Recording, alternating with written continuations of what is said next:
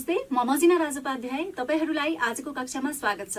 आजको कक्षामा हामी कक्षा 11 फिजिक्सको हिटको थर्मल एक्सपान्सनमा रहेको न्यूमेरिकल प्रब्लम्स सल्भ गर्न गइरहेका छौं। अब हामी कक्षा सुरु गरौं। आजको कक्षामा हामी थर्मल एक्सपान्सनको बारेमा हेर्छौं र यसमा हामी न्यूमेरिकल प्रब्लम्सका बारेमा हेर्दै छौं। The density of silver at 0 degrees Celsius is 10,310 kg per meter cube and the coefficient of linear expansion is 0.000019 per degree Celsius. Calculate its density at 100 degree Celsius. यसमा सिल्भरको डेन्सिटी 0 डिग्री सेल्सियसमा 10,310 kg per meter cube दिएको छ र linear एक्सपान्सनको coefficient of linear expansion यति दिएको छ भएदेखि 100 डिग्री सेल्सियसमा चाहिँ डेन्सिटी अफ सिल्भर कति हुन्छ त्यो फाइन्ड आउट गर्नुपर्ने छ। Solution. Initial temperature θ1 भनेको 0 डिग्री सेल्सियस, फाइनल टेम्परेचर θ2 भनेको 100 डिग्री सेल्सियस। त्यसैगरी density of silver at 0 degree Celsius ρ1 भनेको 10,310 kg per meter cube छ। Coefficient of linear expansion of silver alpha भनेको 0.000019 per degree Celsius रहेको छ। Coefficient of cubical expansion gamma is equals to 3 alpha हुन्छ। So हामीले 3 times 0.000019 यो भनेको 0.000057 per degree Celsius हुन्छ। Let ρ2 be the density of silver at 80 degree Celsius. Then ρ2 को value कति हुने भयो त?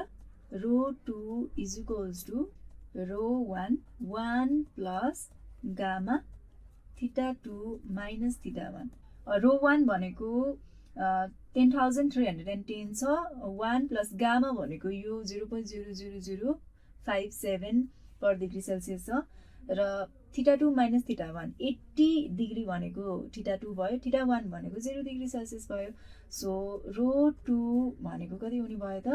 10,251.566 kg per meter cube हुन्छ। यो आन्सर रहेको छ। Determine the temperature at which wood will just sink in benzene if the density of benzene at 0 degree Celsius and cubical expansivity of benzene are 9 times 10 to the power 2 kg per meter cube and 1.2 times 10 to the power minus 3 per Kelvin respectively.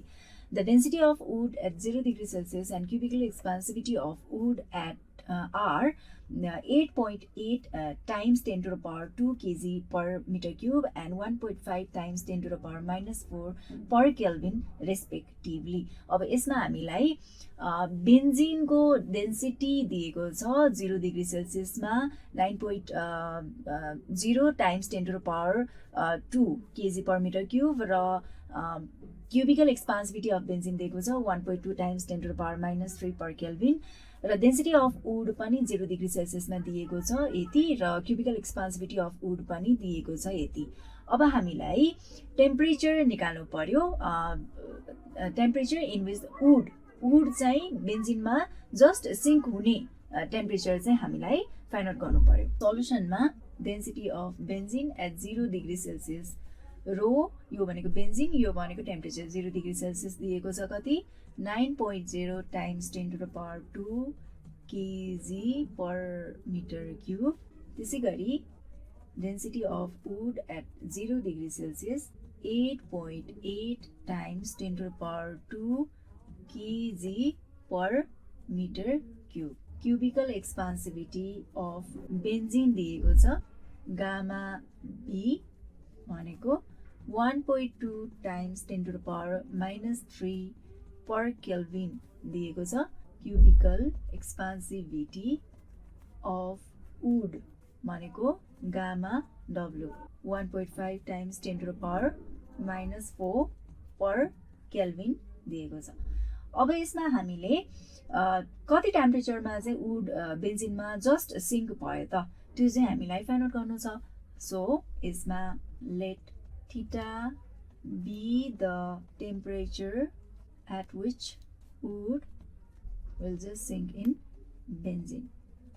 Then just wood चाहिँ बेन्जिनमा सिङ्क हुन्छ, just sink हुन्छ भएदेखि density of benzene at theta degree Celsius चाहिँ के हुनु पर्यो त, density of wood at theta degree Celsius हुनुपर्छ। त्यो भनेको density of benzene at theta degree Celsius भनेको density of benzene at 0 degree Celsius divided by 1 plus cubical expansivity of benzene theta 2 minus theta 1 हुन्छ is equals to density of wood at 0 degree Celsius divided by 1 plus cubical expansivity of wood theta 2 minus theta 1.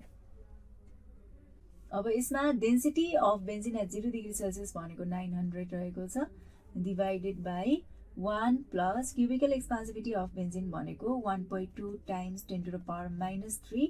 Theta 2 भनेको theta degree सेल्सियसमा assume गरेको हामीले theta degree Celsius र theta 1 भनेको 0 भयो is equals to density of wood at 0 degree Celsius भनेको 880 divided by 1 plus cubical expansivity of wood भनेको 1.5 times 10 to the power minus 4 र थीटा 2 भनेको थीटा माइनस थीटा 1 भनेको 0।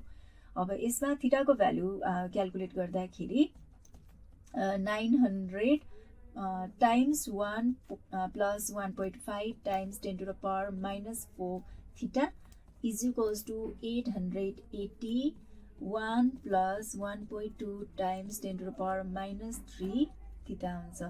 सो थीटा भनेको हाम्रो आउने भ्यालु भनेको 21.72 डिग्री सेल्सियस। यसलाई केल्भिनमा गर्दाखेरि 21.72 प्लस 273 केल्भिन हुन्छ, यो भनेको 294.72 केल्भिन हुन्छ। सो यो भनेको theta. A copper vessel with a volume of exactly 100 meter cube at a temperature of 15 degrees Celsius is filled with glycerine. If the temperature rises to 25 degrees Celsius, how much glycerine will spill out? अब यसमा copper vessel छ, त्यसको volume चाहिँ 100 metre cube छ र यसको temperature चाहिँ 15 degree Celsius छ भएदेखि त्यसमा ग्लिसरिनले एक्ज्याक्टली फिल गर्ने गरिकन चाहिँ ग्लिसरिन त्यसमा राखिएको छ भनेको चाहिँ ग्लिसरिनको भोल्युम र कपर भेसलको भोल्युम चाहिँ सेम नै हुने भयो र टेम्परेचर चाहिँ 25 डिग्री सेल्सियसमा राइज हुन्छ भएदेखि ग्लिसरिन पनि एक्सपान्ड नै हुने भयो, कपर भेसल पनि एक्सपान्ड नै हुने भयो हैन। र कति अमाउन्ट अफ ग्लिसरिन चाहिँ त्यो कपर भेसलबाट चाहिँ पोखिन्छ, स्पिल आउट हुन्छ त त्यो चाहिँ हामीले क्याल्कुलेट गर्नुपर्ने छ। र यसमा अल्फा कपर भनेको लिनियर एक्सपान्सिभिटी अफ कपर भनेको 18 times 10 to the power minus 6 per kelvin छ। क्युबिकल एक्सपान्सिभिटी अफ ग्लिसरिन भनेको चाहिँ 5.3 times 10 to the power minus 4 per kelvin छ हैन। अब यसमा सल्युसनमा भोल्युम अफ कपर भेसल दिएको छ, कपरको 100 मिटर क्युब छ, त्यसै गरी भोल्युम अफ ग्लिसरिन दिएको छ 100 मिटर क्युब। यो भनेको volume of copper vessel at 15 degree Celsius, volume of glycerine at 15 degree Celsius. Initial temperature theta 1 भनेको 15 डिग्री सेल्सियस रहेको छ। फाइनल टेम्परेचर थीटा 2 भनेको 25 degree Celsius. Volume of glycerin that is spilled out कति हुन्छ त? We have volume of copper vessel at 25 degrees Celsius. Volume of copper vessel at 25 degrees Celsius भनेको volume of copper vessel at 15 degrees Celsius 1 plus gamma copper 25 minus 15. Volume of copper at 25 is equals to 100. 1 plus 3 alpha copper times 25 minus 15 भनेको 10। So यो calculate गर्दाखेरि copper at 25 degree Celsius भनेको 100.054 metre cube आउँछ। Volume of glycerine at 25 degree Celsius भनेको volume of glycerine at 0 degree Celsius 1 plus gamma glycerin 25 minus 15 र volume of the glycerine at 0 degree Celsius भनेको 100 1 plus cubical expansivity of glycerin भनेको 5.3 times 10 to the power minus 4 times 10 हुन्छ र यसलाई calculate गर्दाखेरि 100.53 metre cube हुन्छ। अब यसलाई volume of the glycerine that spilled out हामीलाई क्याल्कुलेट गर्नुपर्ने छ।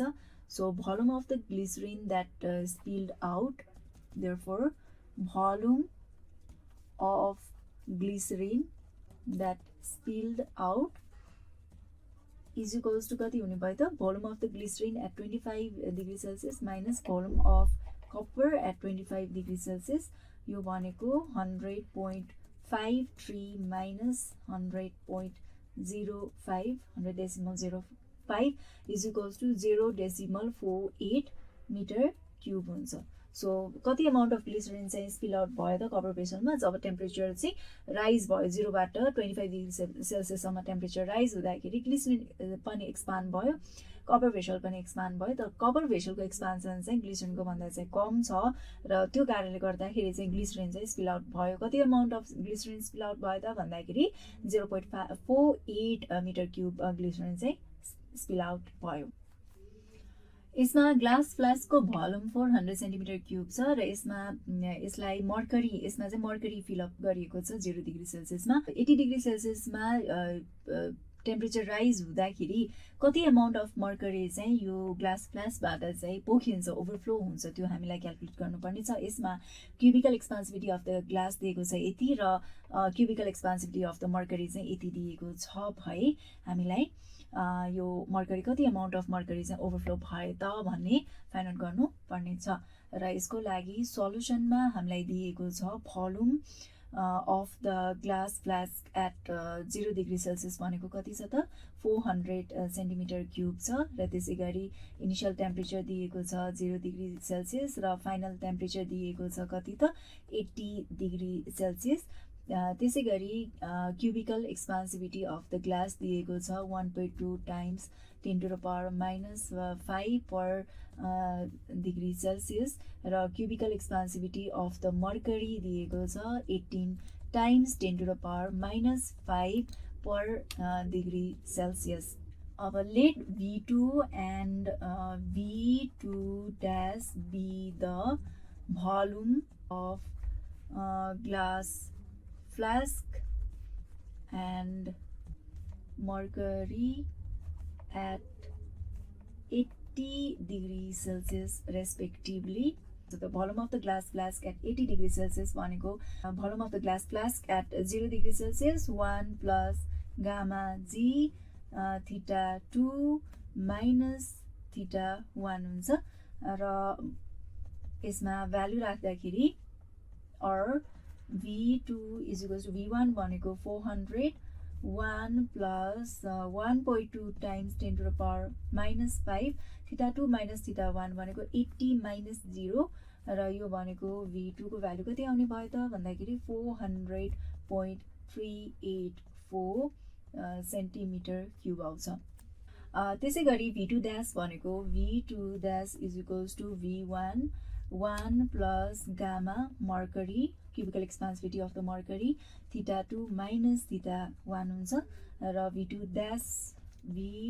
dash is equals to V1 भनेको 400 1 plus 18 times 10 to the power minus 5 80 minus 0 र यसबाट V2 dash is equals to 405.76 centimetre cube आउँछ। Therefore volume of mercury that is spilled out कति हुने भयो त भन्दाखेरि volume of mercury that spilled out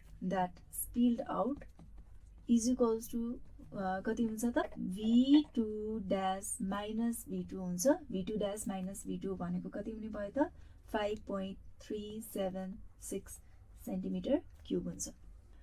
The pendulum clock is made of brass. Pendulum clock brassले बनेको छ।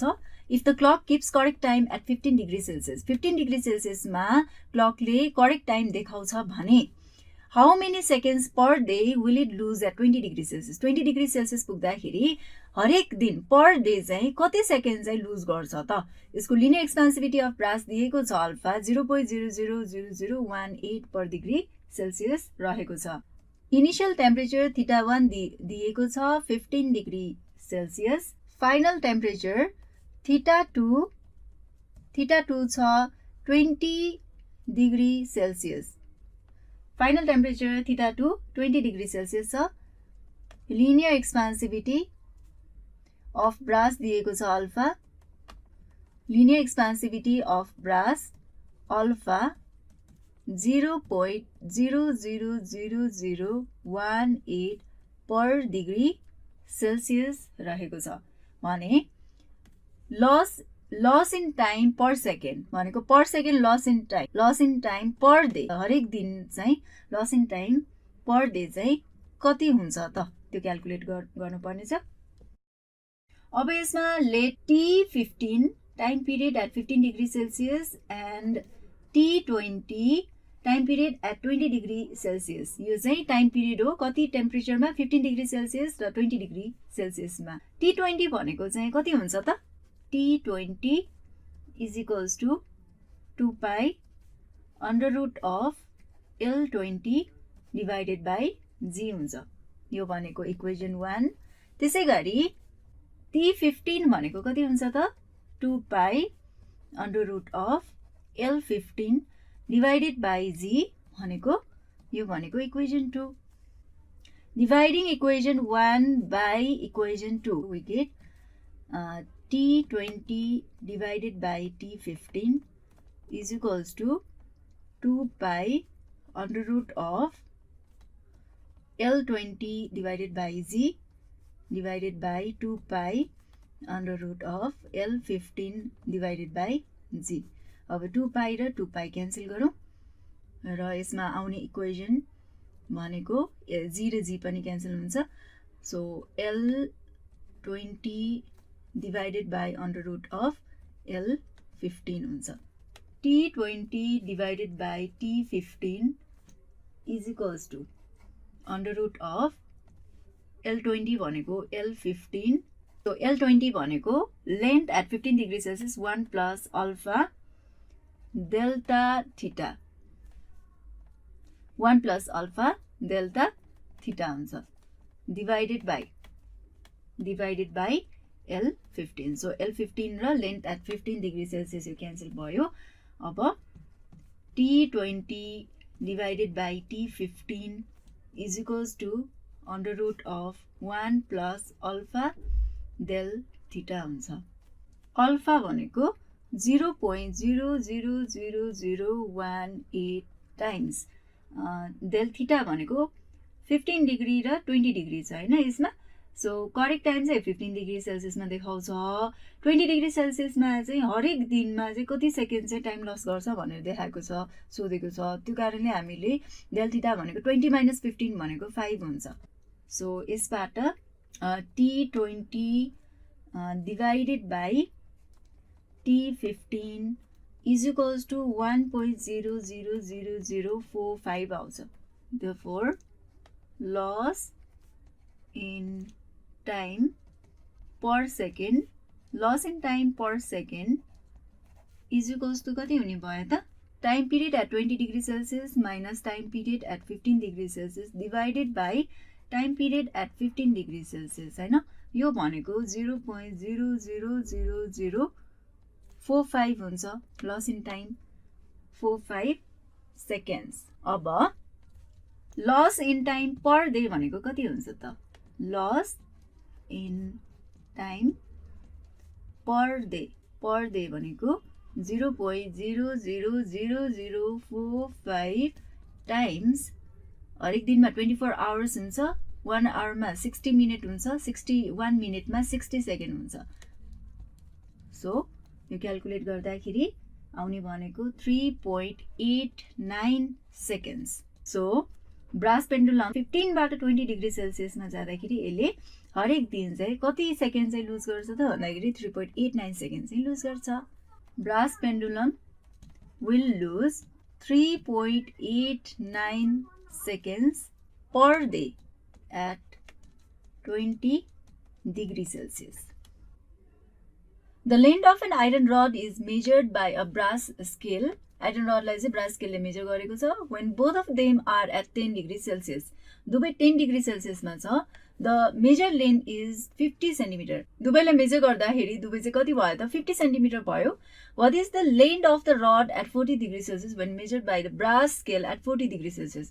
40 degree Celsius मा brass scale ले रडलाई मेजर गर्दाखेरि रडको चाहिँ लेन्थ चाहिँ कति भयो त्यो चाहिँ क्याल्कुलेट गर्नुपर्ने छ. अल्फा फर ब्रास भनेको यति छ, अल्फा फर आइरन भनेको यति छ है. अब यसमा 10 डिग्री सेल्सियसमा length of the brass at 10 degree Celsius भनेको 50 सेन्टिमिटर हो. सो 40 डिग्री सेल्सियसमा ब्रास स्केलको लेन्थ चाहिँ कति हुन्छ त्यो क्याल्कुलेट गर्नुपर्छ. त्यसै गरी यसमा थीटा 1 भनेको 10 डिग्री सेल्सियस छ. त्यसै गरी थीटा 2 भनेको चाहिँ कति छ त 40 डिग्री सेल्सियस छ. त्यसै गरी लिनियर एक्सपान्सिभिटी अफ ब्रास भनेको चाहिँ कति छ 24 times 10 to the power -6 per degree Celsius छ. र लिनियर एक्सपान्सिभिटी अफ आइरन भनेको कति छ 16 times 10 to the power -6 per degree Celsius छ. 10 to the power -6 per degree Celsius छ. Length of the iron rod at 40 degree Celsius कति छ त length of iron rod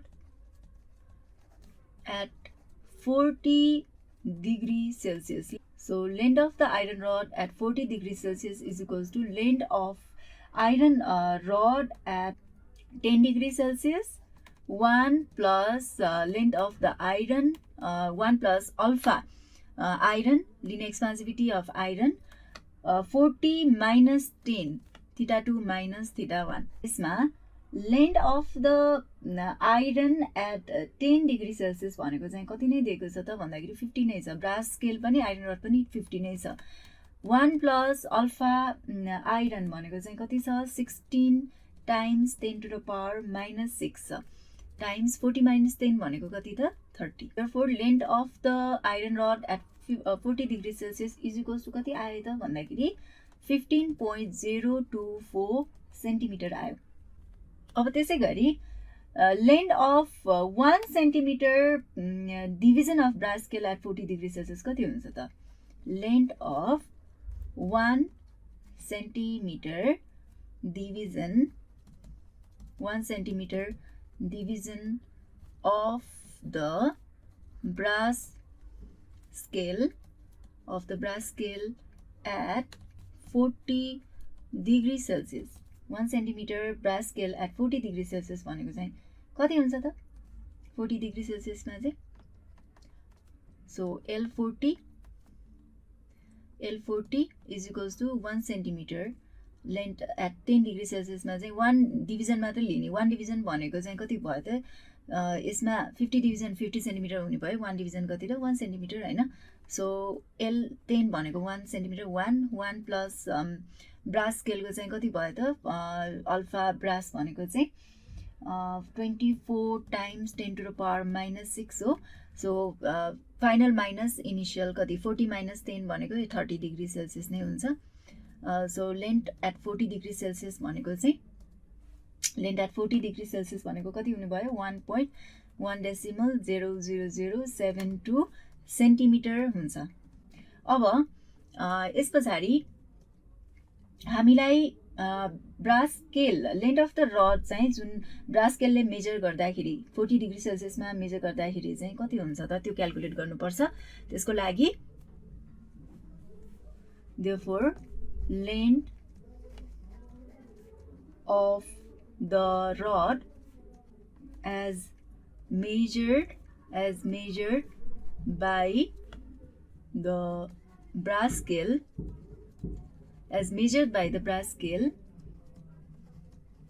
at 40 degree Celsius भनेको कति हुने भयो त 50.024 centimetre.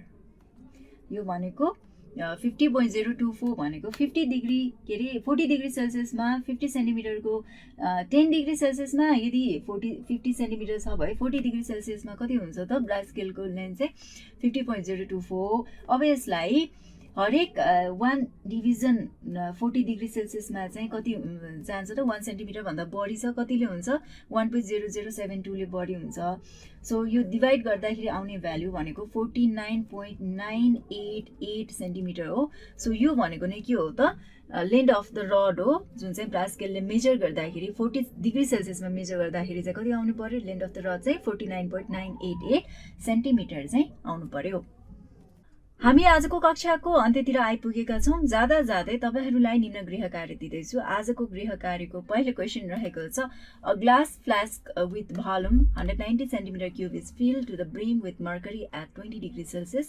How much mercury overflows when the temperature of the system is raised to 80 degrees Celsius? Linear expansivity of glass दिएको छ 0.40 times 10 to the power minus 5 per Kelvin छ त्यसैगरी दोस्रो the pendulum of a clock is made of brass whose linear expansivity is 1.9 times 10 to the power minus 5 per Kelvin छ if the clock keeps correct time at 15 degrees Celsius how many seconds per day will it lose at 25 degrees Celsius त्यसैगरी तेस्रो question प्रश्न रहेको छ the cross section of a steel rod is 10 centimetre square at 10 degree Celsius what is the final cross section of the rod when heated to 50 degree Celsius इक्वेशन्सहरु गर्नु होला तपाईहरुलाई आजको कक्षा कस्तो लाग्यो त तपाईहरुको केही सुझाव छ या केही गुनासो छ भए हामीलाई सम्पर्क गर्न सक्नुहुनेछ हामीलाई सम्पर्क गर्ने ठेगाना हो learning@dearwork.edu.np अर्को कक्षामा फेरि अर्को पाठ लिएर उपस्थित हुने नै छौं त्यतिन्जेलको लागि धन्यवाद